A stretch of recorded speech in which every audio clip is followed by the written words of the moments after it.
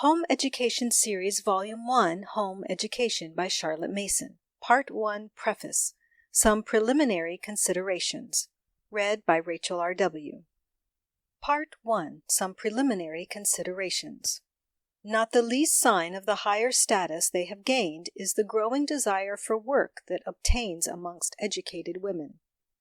The world wants the work of such women, and presently, as education becomes more general, we shall see all women with the capacity to work falling into the ranks of working women, with definite tasks, fixed hours, and for wages, the pleasure and honor of doing useful work if they are under no necessity to earn money. Children are a public trust. Now that work which is of most importance to society is the bringing up and instruction of the children. In the school, certainly, but far more in the home, because it is more than anything else the home influences brought to bear upon the child that determine the character and career of the future man or woman. It is a great thing to be a parent. There is no promotion, no dignity to compare with it. The parents of but one child may be cherishing what shall prove a blessing to the world. But then, entrusted with such a charge, they are not free to say, "I may do as I will with mine own." The children are, in truth, to be regarded less as personal property than as public trusts, put into the hands of parents that they may make the very most of them for the good of society. And this responsibility is not equally divided between the parents. It is upon the mothers of the present that the future of the world depends, in even a greater degree than upon the fathers, because it is the mothers who have the sole direction of the children's early, most impressible years. This is why we hear so frequently of great men who have had good mothers, that is, mothers who brought up their children themselves and did not make over their gravest duty to indifferent persons.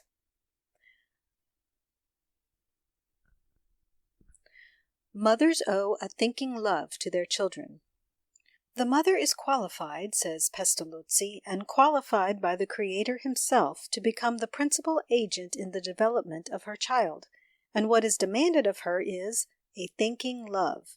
God has given to thy child all the faculties of our nature, but the grand point remains undecided. How shall this heart, this head, these hands be employed? To whose service shall they be dedicated? A question the answer to which involves a futurity of happiness or misery to a life so dear to thee. Maternal love is the first agent in education. We are waking up to our duties, and in proportion as mothers become more highly educated and efficient, they will doubtless feel the more strongly that the education of their children during the first 6 years of life is an undertaking hardly to be entrusted to any hands but their own.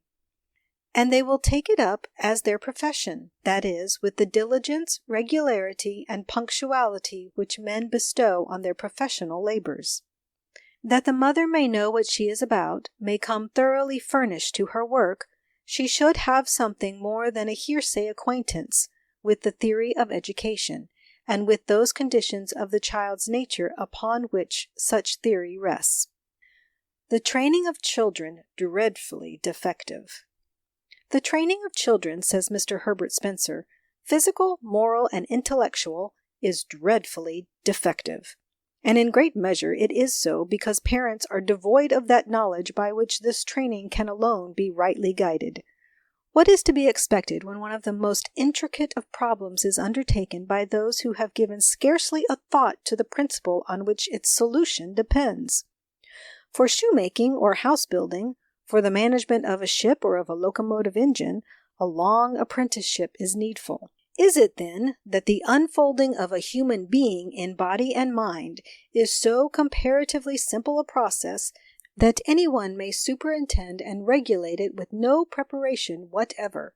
If not, if the process is, with one exception, more complex than any in nature, and the task of ministering to it one of surpassing difficulty, is it not madness to make no provision for such a task?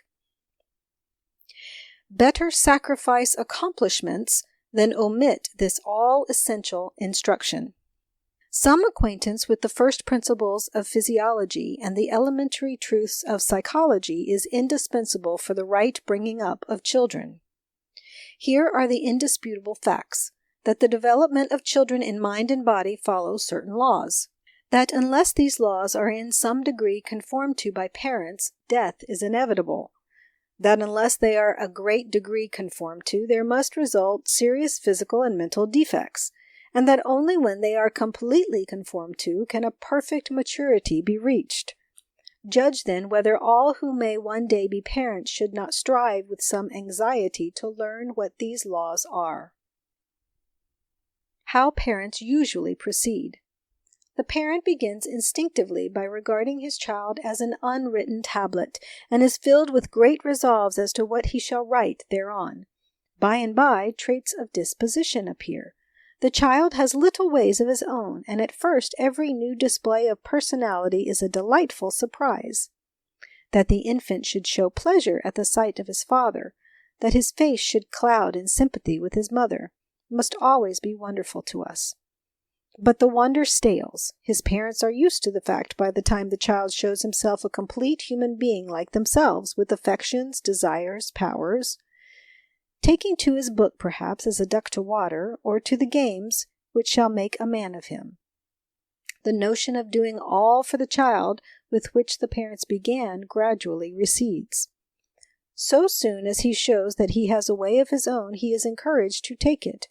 Father and mother have no greater delight than to watch the individuality of their child unfold as a flower unfolds. But Othello loses his occupation. The more the child shapes his own course, the less do the parents find to do, beyond feeding him with food convenient, whether of love or thought or of bodily meat and drink. And here we may notice the parents need only supply. The child knows well enough how to appropriate.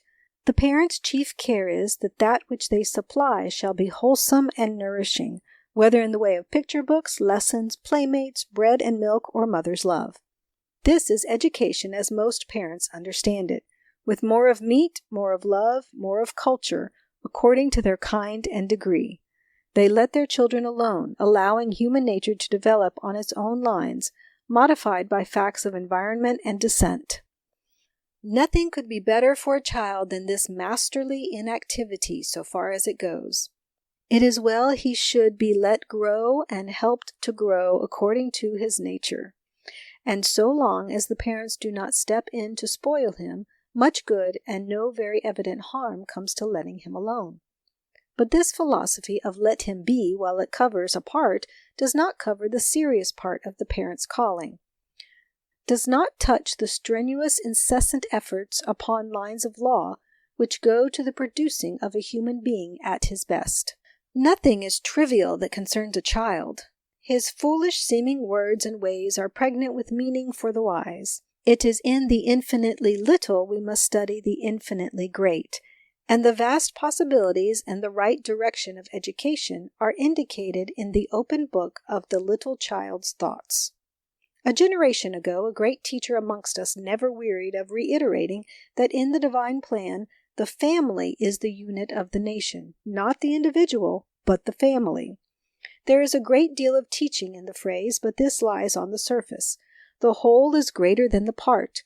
The whole contains the part, owns the part, orders the part. And this being so, the children are the property of the nation, to be brought up for the nation as is best for the nation, and not according to the whim of individual parents. The law is for the punishment of evildoers, for the praise of them that do well. So practically, parents have very free play. But it is as well we should remember that the children are a national trust whose bringing up is the concern of all, even of those unmarried and childless persons whose part in the game is the rather dreary one of looking on. End of Part 1 Preface. Some preliminary considerations. Home Education Series Volume 1. Home Education by Charlotte Mason. Part 1, Chapter 1. Read by Haley Azar. A method of education. Traditional methods of education. Never was it more necessary for parents to face for themselves this question of education in all its bearings. Hitherto, children have been brought up upon traditional methods mainly. The experience of our ancestors, floating in a vast number of educational maxims, is handed on from lip to lip, and few or many of these maxims form the educational code of every household. But we hardly take in how complete a revolution advancing science is effecting in the theory of education. The tradition of the elders have been tried and found wanting. It will be long before the axioms of the new school pass into common currency, and in the meantime, parents are thrown upon their own resources and absolutely must weigh the principles and adopt a method of education for themselves. For instance, according to the former code, a mother might use her slipper now and then to good effect and without blame, but now the person of the child is, whether rightly or wrongly, held sacred, and the infliction of pain for moral purposes is pretty generally disallowed. Again, the old rule for the children's table was, the plainer the better, and let hunger bring sauce. Now, the children's diet must be at least as nourishing and as varied as that of their elders, and appetite, the craving for certain kinds of food, hitherto a vicious tendency to be repressed, is now, within certain limitations, the parents' most trustworthy guide in arranging a dietary for their children. That children should be trained to endure hardness was a principle of the old regime. "I shall never make a sailor if I can't face the wind and rain," said a little fellow of 5, who was taken out on a bitter night to see a torch-lit procession, and though shaking with cold he declined the shelter of a shed. Nowadays the shed is everything. The children must not be permitted to suffer from fatigue or exposure. That children should do as they are bid, mind their books, and take pleasure as it offers, when nothing stands in the way, sums up the old theory. Now the pleasures of children are apt to be made more account than their duties. Formerly they were brought up in subjection. Now the elders give place and the world is made for the children. English people rarely go so far as the parents of that story in French Home Life, who arrived an hour late at a dinner party because they had been desired by their girl of 3 to undress and go to bed when she did, and were able to steal away only when the child was asleep. We do not go so far, but that is the direction in which we are moving, and how far the new theories of education are wise and humane, the outcome of more widely spread physiological and psychological knowledge, and how far they just pander to the child worship to which we are all succumbing, is not a question to be decided offhand. At any rate, it is not too much to say that a parent who does not follow reasonably a method of education fully thought out fails, now more than ever before, to fulfill the claims his children have upon him. Method a way to an end. Method implies 2 things: a way to an end and step-by-step progress in that way. Further, the following of a method implies an idea, a mental image, of the end or object to be arrived at. What do you propose that education shall effect in and for your child? Again, method is natural, easy, yielding, unobtrusive, simple as the ways of nature herself, yet watchful, careful, all-pervading, all-compelling. Method, with the end of education in view, presses the most unlikely matters into service to bring about that end, but with no more tiresome mechanism than the sun employs when it makes the winds to blow and the waters to flow only by shining. The parent who sees his way, that is, the exact force of method to educate his child, will make use of every circumstance of the child's life almost without intention on his own part. So easy and spontaneous is a method of education based upon natural law. Does the child eat or drink? Does he come or go or play? All the time he is being educated, though he is as little aware of it as he is of the act of breathing. There is always the danger that a method, a bona fide method, should degenerate into a mere system. The kindergarten method, for instance, deserves the name as having been conceived and perfected by large-hearted educators to aid the many-sided evolution of the living, growing, most complex human being, But what a miserable wooden system does it become in the hands of ignorant practitioners? A system easier than a method. A system of education is an alluring fancy, more so on some counts than a method, because it is pledged to more definite calculable results. By means of a system, certain developments may be brought about through the observance of given rules. Shorthand, dancing, how to pass examinations, how to become a good accountant, or a woman of society, may all be learned upon systems. System, the observing of rules until the habit of doing certain things, of behaving in certain ways, is confirmed, and therefore the art is acquired, is so successful in achieving precise results that it is no wonder there should be endless attempts to straighten the whole field of education to the limits of a system. If a human being were a machine, education could do no more for him than to set him in action in prescribed ways, and the work of the educator would be simply to adopt a good working system or set of systems. But the educator has to deal with a self-acting, self-developing being, and his business is to guide and assist in the production of the latent good in that being, the dissipation of the latent evil, the preparation of the child to take his place in the world at his best, with every capacity for good that is in him developed into a power. Though system is highly useful as an instrument of education, a system of education is mischievous, as producing only mechanical action instead of the vital growth and movement of a living being. It is worthwhile to point out the differing characters of a system and a method, because parents let themselves be run away with often enough by some plausible system, the object of which is to produce development in one direction, of the muscles, of the memory, of the reasoning faculty, and to rest content as if that single development were a complete all-round education. This easy satisfaction arises from the sluggishness of human nature, to which any definite scheme is more agreeable than the constant watchfulness, the unforeseen action called for when the whole of a child's existence is to be used as the means of his education. But who is sufficient for an education so comprehensive, so incessant? A parent may be willing to undergo any definite labours for his child's sake, but to be always catering for his behoof, always contriving that circumstances shall play upon him for his good, is the part of a god and not a man. A reasonable objection enough if one looks upon education as an endless series of independent efforts, each to be thought out and acted out on the spur of the moment.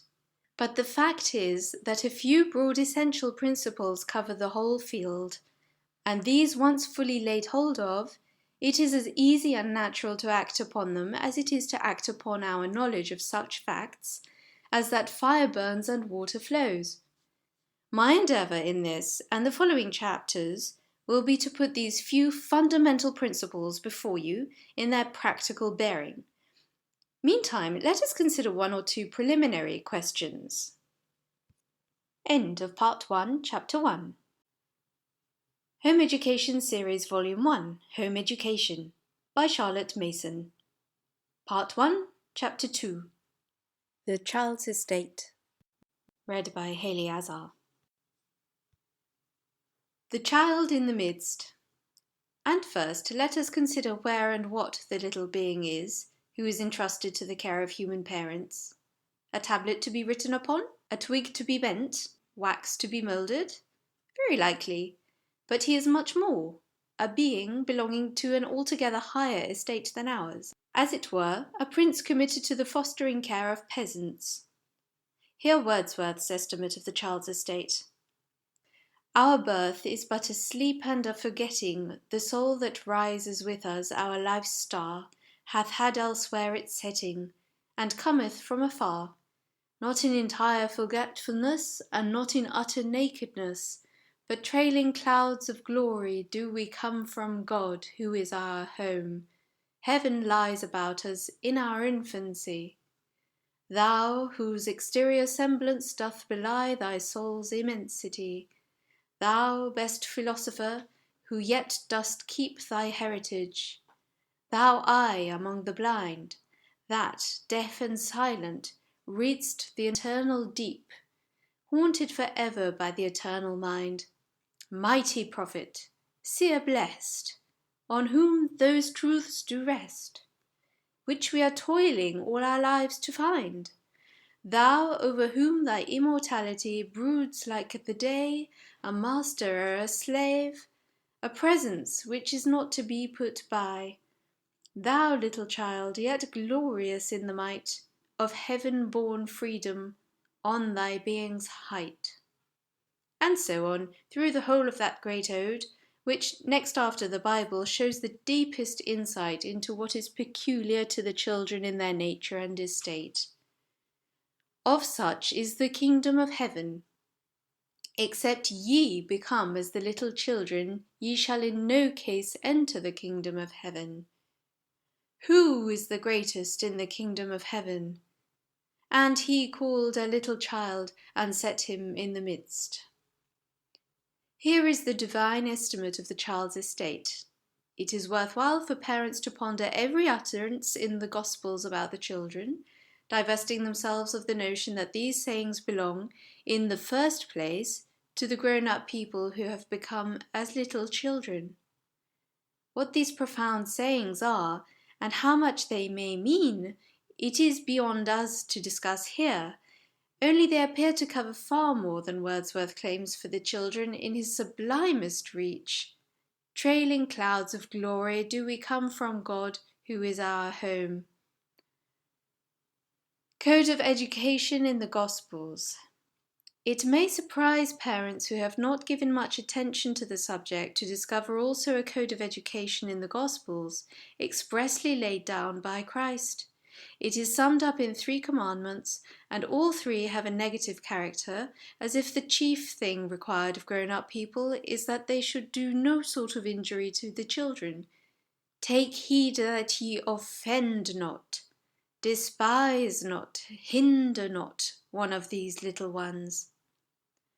So run the 3 educational laws of the New Testament, which, when separately examined, appear to me to cover all the help we can give the children and all the harm we can save them from, that is, whatever is included in training up a child in the way he should go. Let us look upon these 3 great laws as prohibitive, in order to clear the ground for the consideration of a method of education. For if we once settle with ourselves what we may not do, we are greatly helped to see what we may do and must do. But as a matter of fact, the positive is included in the negative. What we are bound to do for the child, in what we are forbidden to do to his hurt. End of Part 1, Chapter 2. Home Education Series Volume 1, Home Education, by Charlotte Mason. Part 1, Chapter 3, Offending the Children. Read by Lisa A. Offenses. The first and second of the divine edicts appear to include our sins of commission and of omission against the children. We offend them when we do by them that which we ought not to have done. We despise them when we leave undone those things which, for their sakes, we ought to have done. An offense, we know, is literally a stumbling block, that which trips up the walker and causes him to fall. Mothers know what it is to clear the floor of every obstacle when a baby takes his unsteady little runs from chair to chair, from one pair of loving arms to another. The table leg, the child's toy on the floor, which has caused a fall and a pitiful cry, is a thing to be deplored. Why did not somebody put it out of the way, so that baby should not stumble? But the little child is going out into the world with uncertain, tottering steps in many directions. There are causes of stumbling not so easy to remove as an offending footstool, and woe to him who causes the child to fall. Children are born law-abiding. "Naughty baby," says the mother, and the child's eyes droop, and a flush rises over neck and brow. It is very wonderful, very funny, some people think, and say, "Naughty baby," when the baby is sweetly good, to amuse themselves with the sight of the infant soul rising visibly before their eyes. But what does it mean, this display of feeling, conscience in the child, before any human teaching can have reached him? No less than this, that he is born a law-abiding being, with a sense of may and must not, of right and wrong. That is how the children are sent into the world, with the warning, "Take heed that you offend not one of these little ones." And, this being so, who has not met big girls and boys, the children of right-minded parents, who yet do not know what must means, who are not moved by ought, whose hearts feel no stir at the solemn name of duty, who know no higher rule of life than I want and I don't want, I like and I don't like. Heaven help parents and children when it has come to that. But how has it been brought about that the babe, with an acute sense of right and wrong, even when it can understand little of human speech, should grow into the boy or girl already proving the curse of lawless heart? By slow degrees, here a little and there a little, as all that is good or bad in character comes to pass. "Naughty," says the mother again, when a little hand is thrust into the sugar bowl, and a pair of roguish eyes seeks hers furtively, to measure, as they do unerringly, how far the little pilferer may go. It is very amusing. The mother cannot help laughing, and the little trespass is allowed to pass. And, what the poor mother has not thought of, an offence, a cause of stumbling, has been cast into the path of her 2-year-old child. He has learned already that that which is naughty may yet be done with impunity, and he goes on improving his knowledge. It is needless to continue. Everybody knows the steps by which the mother's no comes to be disregarded, her refusal teased into consent. The child has learned to believe that he has nothing to overcome but his mother's disinclination. If she choose to let him do this and that, there is no reason why she should not. He can make her choose to let him do the thing forbidden, and then he may do it. The next step in the argument is not too great for childish wits. If his mother does what she chooses, of course he will do what he chooses, if he can. And henceforward the child's life becomes an endless struggle to get his own way, a struggle in which a parent is pretty sure to be worsted, having many things to think of, while the child sticks persistently to the thing which has his fancy for the moment. They must perceive that their governors are law-compelled. Where is the beginning of this tangle, spoiling the lives of parent and child alike? In this, that the mother began with no sufficient sense of duty. She thought herself free to allow and disallow, to say and unsay at pleasure, as if the child were hers, to do what she liked with. The child has never discovered a background of must behind his mother's decisions. He does not know that she must not let him break his sister's playthings, gorge himself with cake, spoil the pleasure of other people, because these things are not right. Let the child perceive that his parents are law-compelled as well as he, that they simply cannot allow him to do the things which have been forbidden, and he submits with the sweet meekness which belongs to his age. To give reasons to a child is usually out of place, and is a sacrifice of parental dignity. But he is quick enough to read the must and ought which rule her in his mother's face and manner, and in the fact that she is not to be moved from a resolution on any question of right and wrong. Parents may offend their children by disregarding the laws of health. This, of allowing him in what is wrong, is only one of many ways in which the loving mother may offend her child. Through ignorance or wilfulness, which is worse, she may not only allow wrong in him, but do wrong by him. She may cast a stumbling block in the way of his physical life by giving him unwholesome food, letting him sleep and live in ill-ventilated rooms, by disregarding any or every of the simple laws of health, ignorance of which is hardly to be excused in the face of the pains taken by scientific men to bring this necessary knowledge within the reach of everyone. And of the intellectual life. Almost as bad is the way the child's intellectual life may be wrecked at its outset by a round of dreary, dawdling lessons, in which definite progress is the last thing made or expected, and which, so far from educating in any true sense, stultify his wits in a way he never gets over. Many a little girl, especially, leaves the home schoolroom with a distaste for all manner of learning, an aversion to mental effort which lasts her lifetime, and that is why she grows up to read little but trashy novels and to talk all day about her clothes. And of the moral life. And her affections, the movements of the outgoing tender child heart, how are they treated? There are few mothers who do not take pains to cherish the family affections. But when the child comes to have dealings with outsiders, do no worldly maxims and motives ever nip the buds of childish love? Far worse than this happens when the child's love finds no natural outlets within her home, when she is the plain or the dull child of the family, and is left out in the cold, while the parent's affection is lavished on the rest.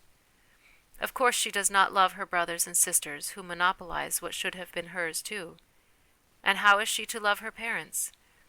Nobody knows the real anguish which many a child in the nursery suffers from this cause, nor how many lives are embittered and spoiled through the suppression of these childish affections. "My childhood was made miserable," a lady said to me a while ago, "by my mother's doting fondness for my little brother. There was not a day when she did not make me wretched by coming into the nursery to fondle and play with him, and all the time she had not a word nor a look nor a smile for me, any more than if I had not been in the room. I have never got over it. She is very kind to me now, but I never feel quite natural with her. And how can we two, brother and sister, feel for each other as we should if we had grown up together in love in the nursery?"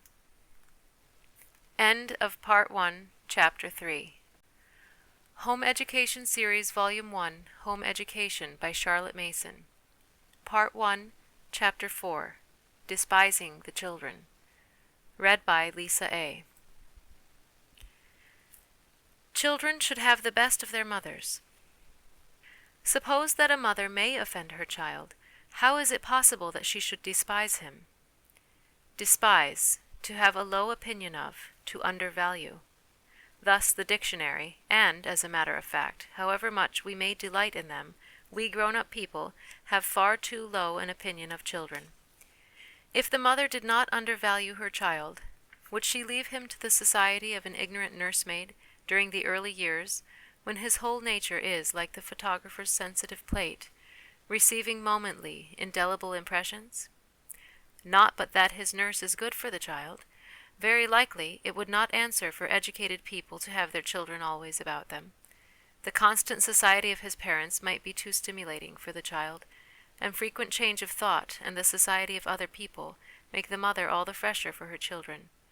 But they should have the best of their mother, her freshest, brightest hours, while at the same time she is careful to choose her nurses wisely, train them carefully, and keep a vigilant eye upon all that goes on in the nursery. Nurse. Mere coarseness and rudeness in his nurse does the tender child lasting harm. Many a child leaves the nursery with his moral sense blunted, and with an alienation from his heavenly Father set up which may last his lifetime. For the child's moral sense is exceedingly quick. He is all eyes and ears for the slightest act or word of unfairness, deception, shiftiness. His nurse says, "If you'll be a good boy, I won't tell," and the child learns that things may be concealed from his mother, who should be to him as God, knowing all his good and evil. And it is not as if the child noted the slips of his elders with aversion. He knows better, it is true, but then he does not trust his own intuitions. He shapes his life on any pattern set before him, and with the fatal taint of human nature upon him, he is more ready to imitate a bad pattern than a good. Give him a nurse who is coarse, violent, and tricky, and before the child is able to speak plainly, he will have caught these dispositions. Children's faults are serious. One of many ways in which parents are apt to have too low an opinion of their children is in the matter of their faults. A little child shows some ugly trait. He is greedy, and gobbles up his sister's share of goodies as well as his own. He is vindictive, ready to bite or fight the hand that offends him. He tells a lie. No, he did not touch the sugar bowl or the jam pot. The mother puts off the evil day. She knows she must sometime reckon with the child for those offences, but in the meantime she says, "Oh, it does not matter this time. He is very little, and will know better by and by." To put the thing on no higher grounds, what happy days for herself and her children would the mother secure if she would keep watch at the place of the letting out of waters? If the mother settle it in her own mind that the child never does wrong without being aware of his wrongdoing, she will see that he is not too young to have his fault corrected or prevented. Deal with a child on his first offence. An aggrieved look is enough to convict the little transgressor. But let him go on until a habit of wrongdoing is formed, and the cure is a slow one. Then the mother has no chance until she has formed in him a contrary habit of well-doing. To laugh at ugly tempers and let them pass because the child is small is to sow the wind. End of Part 1, Chapter 4. Home Education Series, Volume 1, Home Education, by Charlotte Mason. Part 1, Chapter 5, Hindering the Children. Read by Lisa A. A child's relationship with Almighty God. The most fatal way of despising the child falls under the third educational law of the Gospels. It is to overlook and make light of his natural relationship with Almighty God. "Suffer the little children to come unto me," says the Saviour, as if that were the natural thing for the children to do, the thing they do when they are not hindered by their elders. And perhaps it is not too beautiful a thing to believe in this redeemed world, that as the babe turns to his mother, though he has no power to say her name, as the flowers turn to the sun, so the hearts of the children turn to their Saviour and God with unconscious delight and trust. Nursery Theology. Now listen to what goes on in many a nursery. "God does not love you, you naughty, wicked boy. He will send you to the bad, wicked place," and so on. And this is all the practical teaching about the ways of his almighty lover that the child gets. Never a word of how God does love and cherish the little children all day long and fill their hours with delight. Add to this listless perfunctory prayers, idle discussions of divine things in their presence, light use of holy words, few signs whereby the child can read that the things of God are more to his parents than any things of the world, and the child is hindered, tacitly forbidden, to come unto me, and this often by parents who in the depths of their hearts desire nothing in comparison with God. The mischief lies in that same foolish undervaluing of the children, in the notion that the child can have no spiritual life until it please his elders to kindle the flame. End of Part 1, Chapter 5. Home Education Series, Volume 1, Home Education, by Charlotte Mason, Part 1, Chapter 6, Conditions of Healthy Brain Activity, read by Mary Beth Shaw. Having just glanced at the wide region of forbidden ground, we are prepared to consider what it is definitely and positively that the mother owes to her child under the name of education. All mind labor means wear of brain. And first of all, the more educable powers of the child, his intelligence, his will, his moral feelings, have their seat in the brain. That is to say, as the eye is the organ of sight, so is the brain, or some part of it, the organ of thought and will, of love and worship. Authorities differ as to how far it is possible to localize the functions of the brain, but this at least seems pretty clear, that none of the functions of mind are performed without real activity in the mass of gray and white nervous matter named the brain. Now, this is not a matter for the physiologist alone, but for every mother and father of a family, because that wonderful brain, by means of which we do our thinking, if it is to act healthily and in harmony with the healthful action of the members, should act only under such conditions of exercise, rest, and nutrition as secure health in every other part of the body. Exercise. Most of us have met with a few eccentric and a good many silly persons concerning whom the question forces itself. Were these people born with less brain power than others? Probably not, but if they were allowed to grow up without the daily habit of appropriate moral and mental work, if they were allowed to dawdle through youth without regular and sustained efforts of thought or will, the result would be the same, and the brain, which should have been invigorated by daily exercise, has become flabby and feeble as a healthy arm would be after being carried for years in a sling. The large active brain is not content with entire idleness. It strikes out lines for itself and works fitfully, and the man or woman becomes eccentric, because wholesome mental effort, like moral, must be carried on under the discipline of rules. A shrewd writer suggests that mental indolence may have been in some measure the cause of those pitiable attacks of derangement and depression from which poor Cowper suffered. The making of graceful verses, when the maggot bit, did not afford him the amount of mental labor necessary for his well-being. The outcome of which is, do not let the children pass a day without distinct efforts, intellectual, moral, volitional. Let them brace themselves to understand. Let them compel themselves to do and to bear. And let them do right at the sacrifice of ease and pleasure. And this for many higher reasons, but in the first and lowest place, that the mere physical organ of mind and will may grow vigorous with work. Rest. Just as important is it that the brain should have due rest, that is, should rest and work alternately. And here two considerations come into play. In the first place, when the brain is actively at work, it is treated as is every other organ of the body in the same circumstances. That is to say, a large additional supply of blood is attracted to the head for nourishment of the organ, which is spending its substance in hard work. Now there is not an indefinite quantity of what we will for the moment call surplus blood in the vessels. The supply is regulated on the principle that only one set of organs shall be excessively active at one time. Now the limbs, now the digestive organs, now the brain, and all the blood in the body that can be spared goes to the support of those organs which, for the time being, are in a state of labor. Rest after meals. The child has just had his dinner, the meal of the day, which most severely taxes his digestive organs. For as much as 2 or 3 hours after, much labor is going on in these organs, and the blood that can be spared from elsewhere is present to assist. Now send the child out for a long walk immediately after dinner.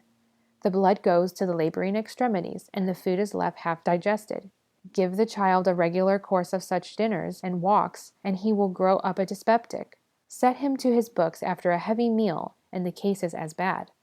The blood which should have been assisting in the digestion of the meal goes to the laboring brain. It follows that the hours for lessons should be carefully chosen after periods of mental rest, sleep or play for instance, and when there is no excessive activity in any other part of the system. Thus the morning after breakfast, the digestion of which lighter meal is not a severe tax, is much the best time for lessons and every sort of mental work. If the whole afternoon cannot be spared for out-of-door recreation, that is the time for mechanical tasks, such as needlework, drawing, practicing.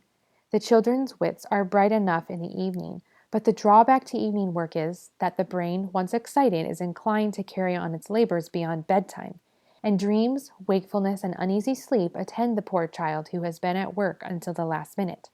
If the elder child must work in the evening, they should have at least 1 or 2 pleasant social hours before they go to bed.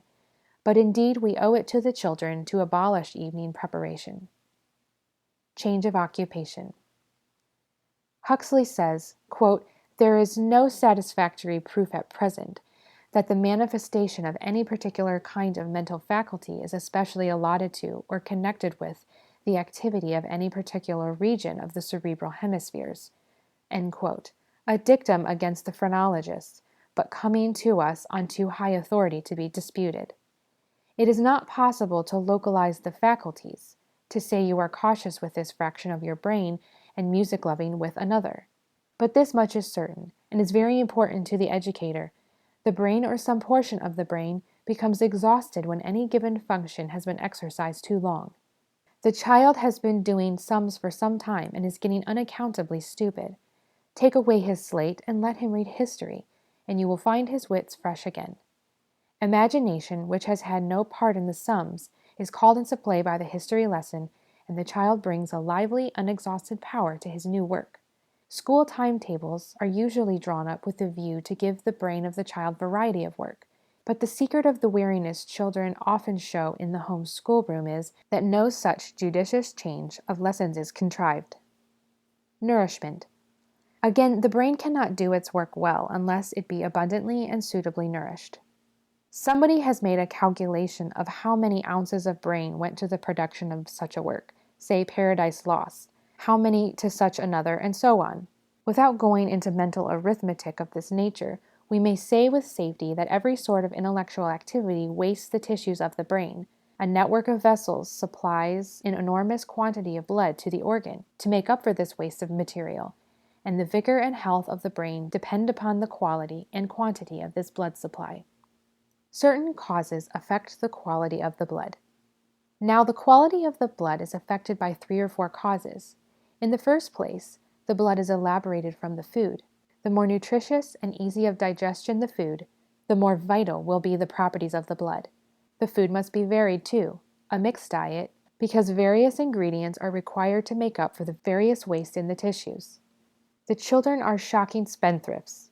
Their endless goings and comings, their restlessness, their energy, the very wagging of their tongues, all mean expenditure of substance.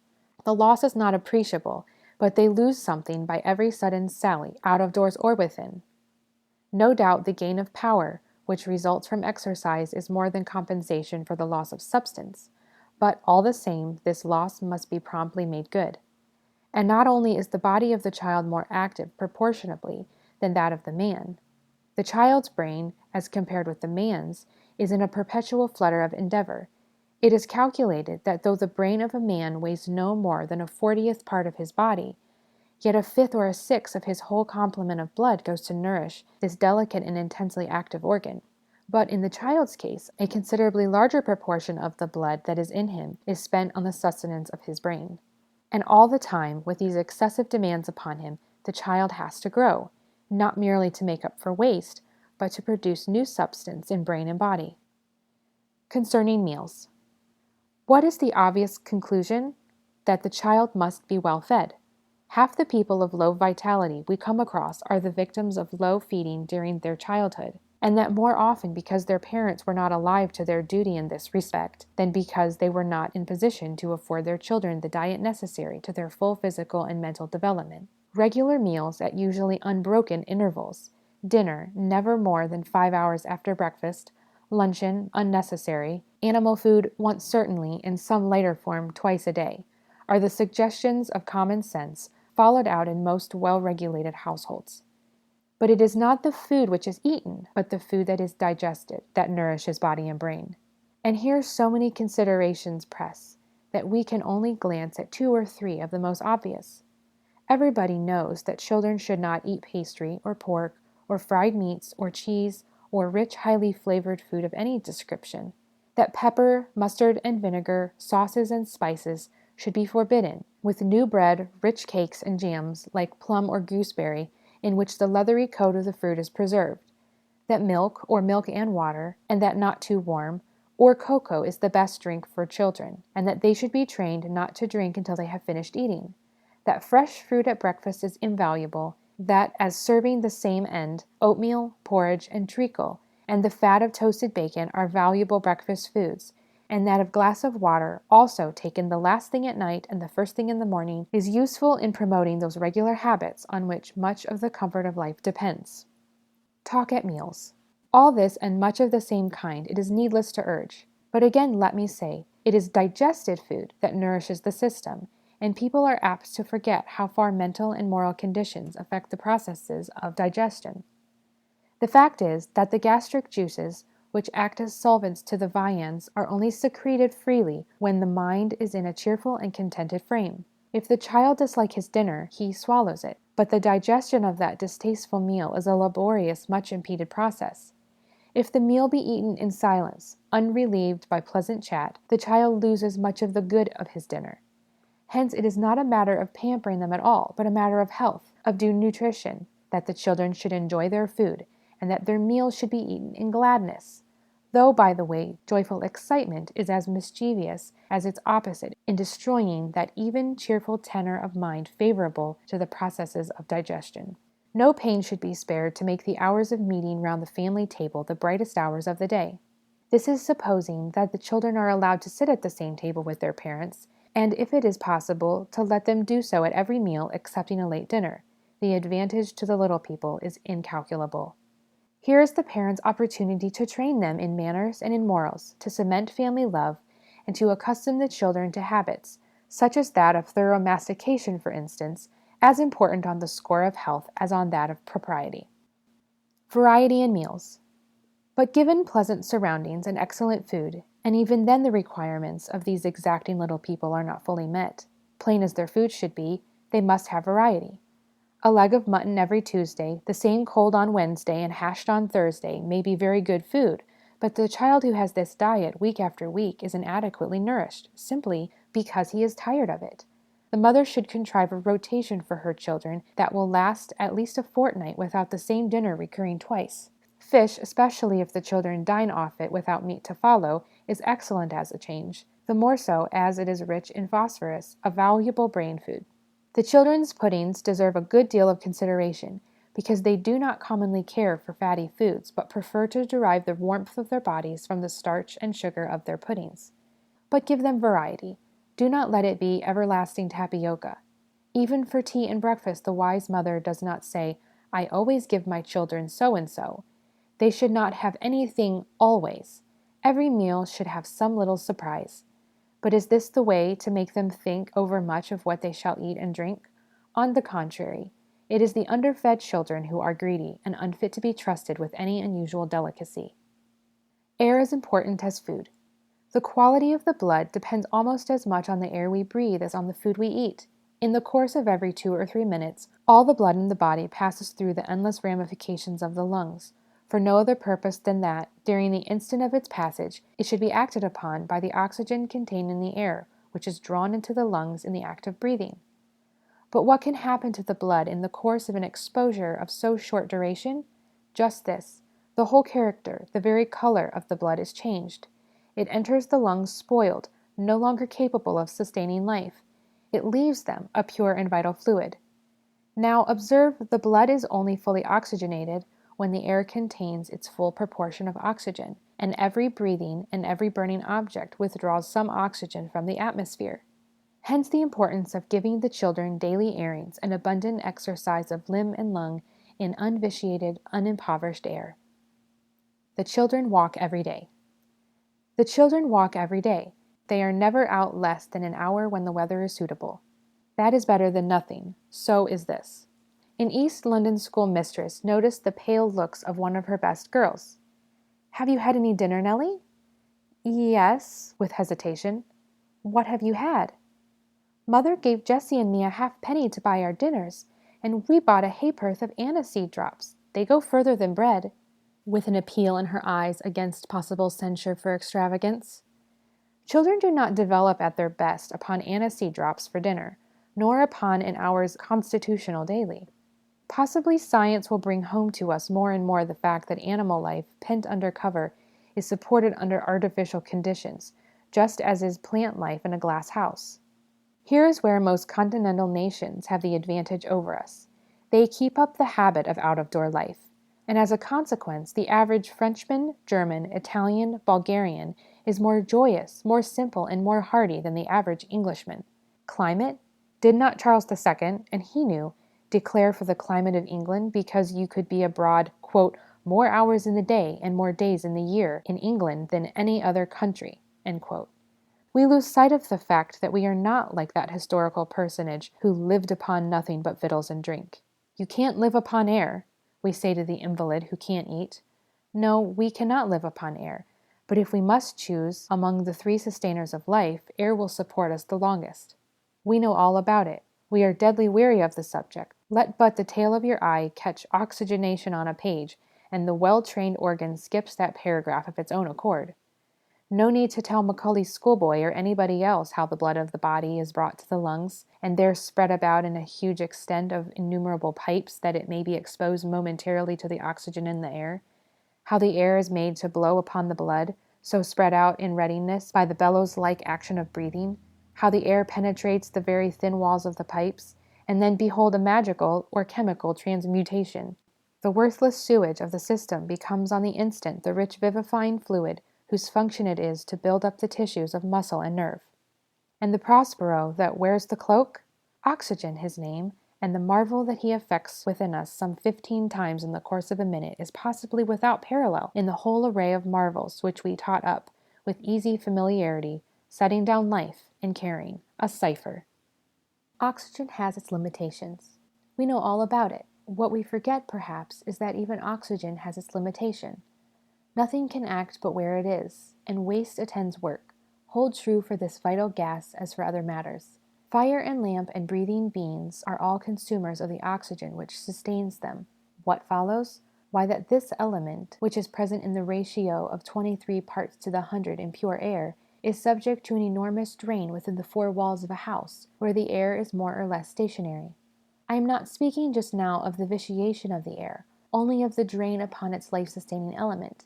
Think again of the heavy drain upon the oxygen which must support the multitudinous fires and many breathing beings congregated in a large town. What follows is a strictly vital question.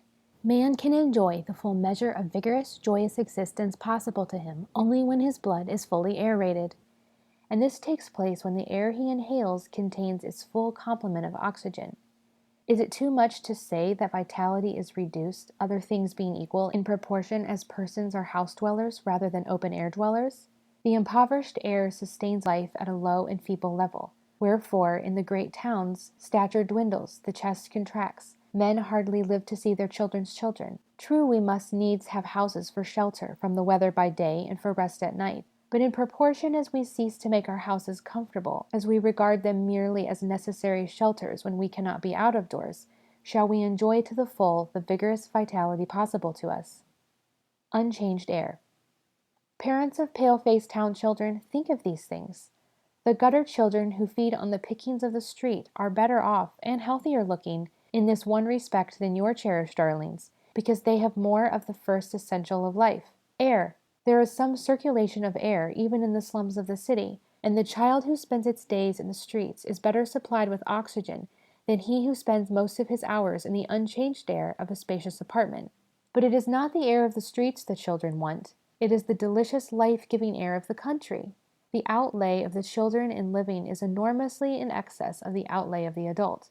The endless activity of the child, while it develops muscle, is kept up at the expense of very great waste of tissue. It is the blood which carries material for the reparation of this loss. The child must grow, every part of him, and it is the blood which brings material for the building up of new tissues. Again, we know that the brain is, out of all proportion to its size, the great consumer of the blood supply. But the brain of the child, what with its eager activity, what with its twofold growth, is insatiable in its demands. I feed Alice on beef tea. I feed Alice on beef tea, cod liver oil, and all sorts of nourishing things. But it's very disheartening, the child doesn't gain flesh. It is probable that Alice breathes for 22 of the 24 hours the impoverished and more or less vitiated air pent within the four walls of a house. The child is practically starving, for the food she eats is very imperfectly and inadequately converted into the aerated blood that feeds the tissues of the body. And if she is suffering from bodily inanition, what about the eager, active, curious, hungering mind of the little girl? Oh, she has her lessons regularly every day. Probably, but lessons which deal with words, only the signs of things, are not what the child wants. There is no knowledge so appropriate to the early years of a child as that of the name and look and behavior in situ of every natural object he can get at. He hath so done his marvelous works that they ought to be had in remembrance. 3 years she grew in sun and shower, then nature said a lovelier flower on earth was never sown. This child I to myself will take, she shall be mine, and I will make a lady of my own. She shall be sportive as the fawn, that wild with glee across the lawn, or up the mountain springs, and hers shall be the breathing balm, and hers the silence and the calm of mute insensate things. The stars of midnight shall be dear to her, and she shall lean her ear in many a secret place, where rivulets dance their wayward round, and beauty born of murmuring sound shall pass into her face. Indoor airings. About out-of-door airings we shall have occasion to speak more fully, but indoor airings are truly as important, because if the tissues be nourished upon impure blood for all the hours the child spends in the house, the mischief will not be mended in the shorter intervals spent out of doors. Put 2 or 3 breathing bodies, as well as fire and gas, into a room, and it is incredible how soon the air becomes vitiated unless it be constantly renewed. That is, unless the room be well ventilated. We know what it is to come in out of the fresh air and complain that a room feels stuffy, but sit in the room a few minutes and you get accustomed to its stuffiness. The senses are no longer a safe guide. Ventilation. Therefore, regular provision must be made for the ventilation of rooms, regardless of the feelings of their inmates. At least an inch of window open at the top, day and night, renders a room tolerably safe, because it allows of the escape of the vitiated air, which, being light, ascends, leaving room for the influx of colder, fresher air by cracks and crannies indoors and floors. An open chimney is a useful, though not a sufficient, ventilator. It is needless to say that the stopping up of chimneys in sleeping rooms is suicidal. It is particularly important to accustom children to sleep with an inch or 2 or more of open window all through the year, as much more as you like in the summer. Night air wholesome. There is a popular notion that night air is unwholesome, but if you reflect that wholesome air is that which contains its full complement of oxygen, and no more than its very small complement of carbonic acid gas, and that all burning objects, fire, furnace, gas lamp, give forth carbonic acid gas and consume oxygen, you will see that night air is, in ordinary circumstances, more wholesome than day air, simply because there is a less exhaustive drain upon its vital gas. When the children are out of a room which they commonly occupy, day nursery or breakfast room, then is the opportunity to air it thoroughly by throwing windows and doors wide open and producing a thorough draught. Sunshine. But it is not only air, and pure air, the children must have if their blood is to be of the finest quality as the advertisements have it. Quite healthy blood is exceedingly rich in minute red disc-like bodies known as red corpuscles, which in favorable circumstances are produced freely in the blood itself. Now it is observed that people who live much in the sunshine are of a ruddy countenance, that is, a great many of these red corpuscles are present in their blood, while the poor souls who live in cellars and sunless alleys have skins the color of whitey brown paper. Therefore it is concluded that light and sunshine are favorable to the production of red corpuscles in the blood, and therefore, to this next therefore, is but a step for the mother. The children's room should be on the sunny side of the house, with the south aspect if possible. Indeed, the whole house should be kept light and bright for their sakes. Trees and outbuildings that obstruct the sunshine and make the children's rooms dull should be removed without hesitation. Free perspiration. Another point must be attended to, in order to secure that the brain be nourished by healthy blood. The blood receives and gets rid of the waste of the tissues, and one of the most important agents by means of which it does this necessary scavenger's work is the skin.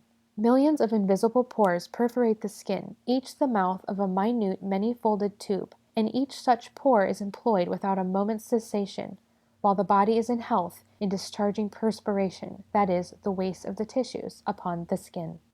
Insensible perspiration. When the discharge is excessive, we are aware of moisture upon the skin, but, aware of it or not, the discharge is always going on, and what is more, if it be checked, or if a considerable portion of the skin be glazed, so that it becomes impervious, death will result. This is why people die in consequence of scalds or burns which injure a large surface of the skin, although they do not touch any vital organ.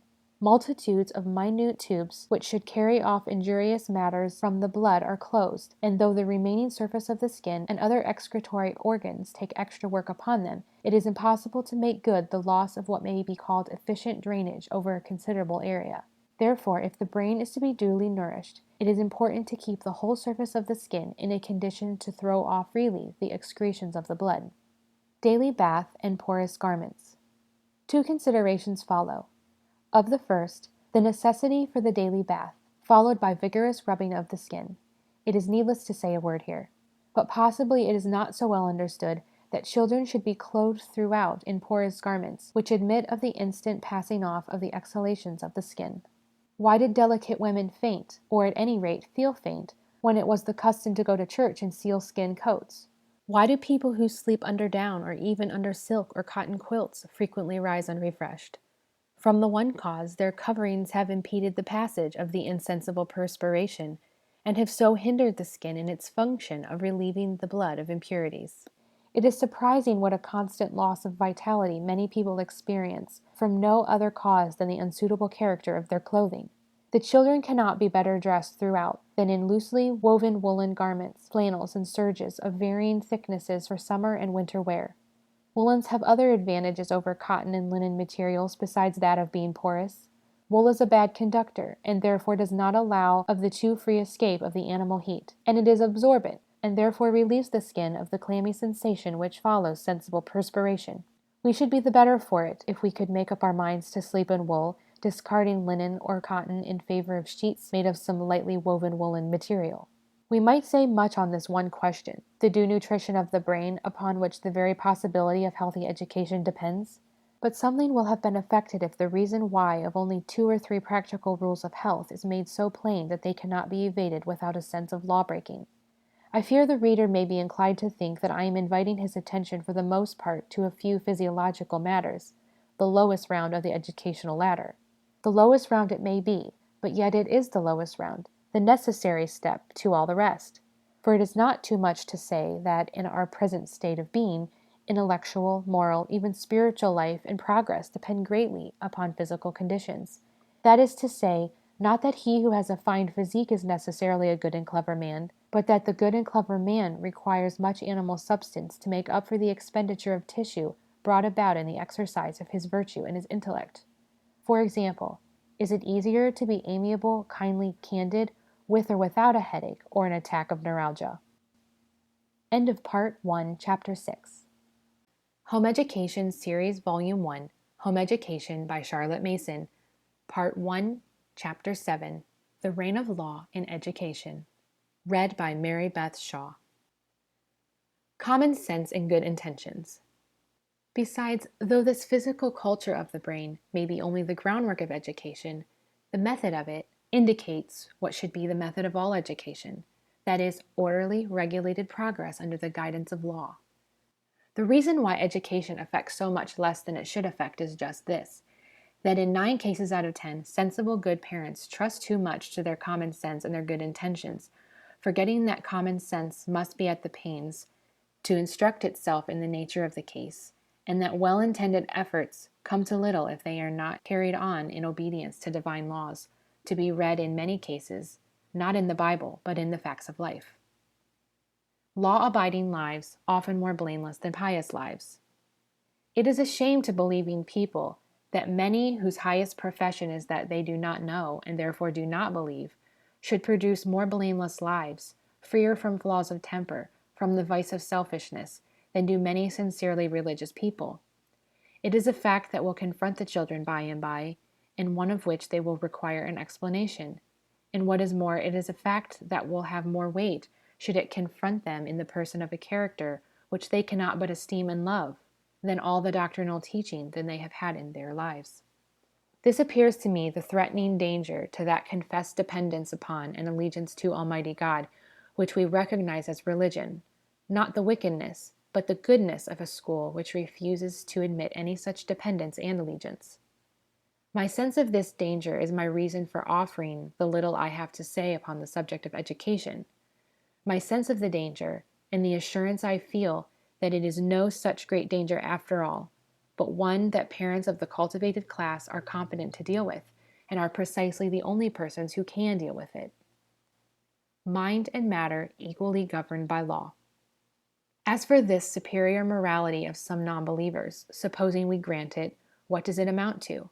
Just to this, that the universe of mind, as the universe of matter, is governed by unwritten laws of God, that the child cannot blow soap bubbles or think his flitting thoughts otherwise than in obedience to divine laws, that all safety, progress, and success in life come of obedience to law, to the laws of mental, moral, or physical science, or of that spiritual science which the Bible unfolds, that it is possible to ascertain laws and keep laws without recognizing the lawgiver, and that those who do ascertain and keep any divine law inherit the blessing due to obedience, whatever be their attitude towards the lawgiver, just as the man who goes out into blazing sunshine is warmed, though he may shut his eyes and decline to see the sun. Conversely, that they who take no pains to study the principles which govern human action and human thought miss the blessings of obedience to certain laws, though they may inherit the better blessings which come of acknowledged relationship with the lawgiver. Antagonism to law shown by some religious persons. These last blessings are so unspeakably satisfying that often enough the believer who enjoys them wants no more. He opens his mouth and draws in his breath for the delight he has in the law. It is true, but it is the law of the spiritual life only. Towards the other laws of God, which govern the universe, he sometimes takes up an attitude of antagonism, almost of resistance, worthy of an infidel. It is nothing to him that he is fearfully and wonderfully made. He does not care to know how the brain works, nor how the more subtle essence we call mind evolves and develops in obedience to laws. There are pious minds to which a desire to look into these things savors of unbelief, as if it were to dishonor the Almighty to perceive that he carries on his glorious works by means of glorious laws. They will have to do with no laws excepting the laws of the kingdom of grace. In the meantime, the non-believer, who looks for no supernatural aids, lays himself out to discover and conform to all the laws which regulate natural life, physical, mental, moral, all the laws of God, in fact, excepting those of the spiritual life, which the believer appropriates as his peculiar inheritance. But these laws which are left to Esau are laws of God also, and the observance of them is attended with such blessings that the children of the believers say, "Look, how is it that these who do not acknowledge the law as of God are better than we who do?" Parents must acquaint themselves with the principles of physiology and moral science. Now, believing parents have no right to lay up this crucial difficulty for their children. They have no right, for instance, to pray that their children may be made truthful, diligent, upright, and at the same time neglect to acquaint themselves with those principles of moral science, the observance of which will guide into truthfulness, diligence, and uprightness of character. For this also is the law of God. Observe not into the knowledge of God, the thing best worth living for. No mental science and no moral science is pledged to reveal that. What I contend for is that these sciences have their part to play in the education of the human race, and that the parent may not disregard them with impunity. My endeavor in this and the following volumes of the series will be to sketch out roughly a method of education which, as resting upon a basis of natural law, may look, without presumption, to inherit the divine blessing. Any sketch I can offer in this short compass must be very imperfect and very incomplete, but a hint here and there may be enough to put intelligent parents on profitable lines of thinking with regard to the education of their children. End of Part 1, Chapter 7.